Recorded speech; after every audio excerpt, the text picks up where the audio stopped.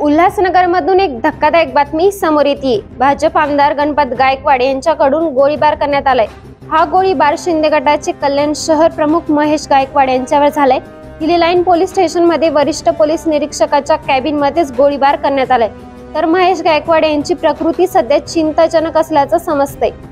तर आता राज्याचे गृहमंत्री आणि उपमुख्यमंत्री देवेंद्र फडणवीस यांनी त्यांची या प्रकरणासंबंधित पहिली प्रतिक्रिया व्यक्त केली।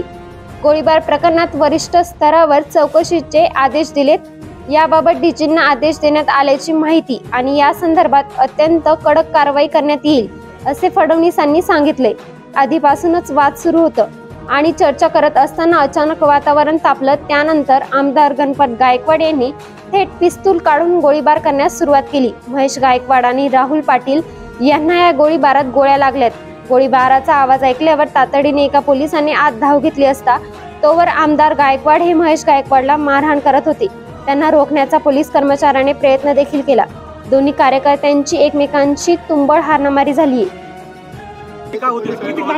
असं आहे की कल्याणची घटना ही गंभीरच आहे आणि कायद्यासमोर सगळे समान आहेत। कोण कुठल्या पक्षाचा आहे याचा विचार न करता त्या ठिकाणी कायदेशीरच कारवाई केली जाईल। अशी कुठली घटना घडली की पोलीस स्टेशनमध्ये गोळीबार झाला याचंही सत्य आपल्याला त्या ठिकाणी काढावं लागेल। म्हणून मी या संदर्भात वरिष्ठ स्तरावरनं चौकशीचे आदेश डीजींना दिलेले आहेत आणि या संदर्भात अत्यंत कडक कारवाई ही केली जाईल। सर, या संदर्भात सुप्रिया सुळे असं वरिष्ठ स्तरावरनं करणार। सर, लालकृष्ण अडवाणी यांना भारतरत्न पुरस्कार जाहीर केला आताच नरेंद्र मोदी यांनी। मला असं वाटतं की मी आता तुमच्याकडंच मला माहिती मिळाली, मी माहिती अजून काही घेतली नाही आहे, पण जर तो जाहीर झाला असेल तर मला अतिशय आनंद आहे। कारण अडवाणीजी हे खऱ्या अर्थानं या देशाचे लोहपुरुष राहिलेले आहेत।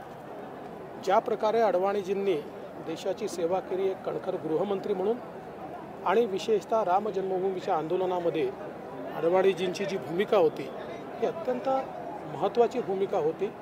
सातत्याने देशाचा विचार मनात असलेले आणि आपल्या संपूर्ण जीवनामध्ये 60-70 वर्ष जो व्यक्ती राजकारणामध्ये राहिला पण निष्कलंक कुठलाही आरोप त्यांच्यावर नाही अशा प्रकारचं चारित्र्य घेऊन जो व्यक्ती राजकारणामध्ये राहिला आणि त्यांचा प्रचंड व्यासंग राहिलेला आहे।